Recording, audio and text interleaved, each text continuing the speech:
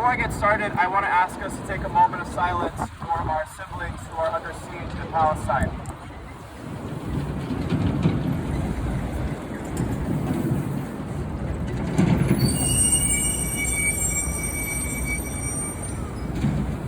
Thank you.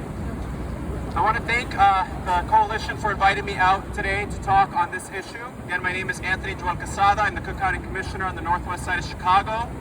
And I'm here to proudly say that we must end the blockade against Cuba, and we also must take Cuba off the state sponsor of terrorism list. It is an international embarrassment that the United States has maintained this horrible and inhumane policy against the Cuban people and its society. I had the great honor of joining an international delegation last week, and I visited Havana, and I talked to the Cuban people. I visited their clinics, we went to their hospitals, we visited their schools and their neighborhoods and their nationally elected officials.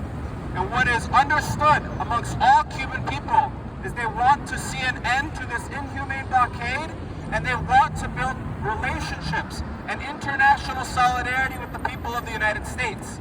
They stand with us, and we must stand with them. The Cuban society has done so much in regards to healthcare, in prioritizing the needs of people. Their most fundamental principle, when I spoke with all of their institutions, was the principle of human solidarity. Can you imagine that? Can you imagine that? A government that actually puts the needs of people over profits. What a radical idea. When I met with their government officials, I told them about the inhumane policies that are enacted here, just within the city of Chicago, where we've had neoliberal mayors shut down our schools, shut down our clinics. And yet, despite such a horrible blockade against the Cuban people, their government has never thought twice to close their clinics, has never thought twice to close their schools, has never thought twice to displace their working class residents. There is an over 95% home ownership rate in Cuba, while we have over 60,000 people who are homeless in the streets of Chicago. What a shame. What a deep shame. So there are people who told me, Anthony, when you go to Cuba, let them know that they have so much to learn from us. And I say, no, we have so much to learn from them. And it is a tragedy that we have imposed this blockade, that the government of the United States has imposed this blockade, not only against the people of Cuba, but against our own people.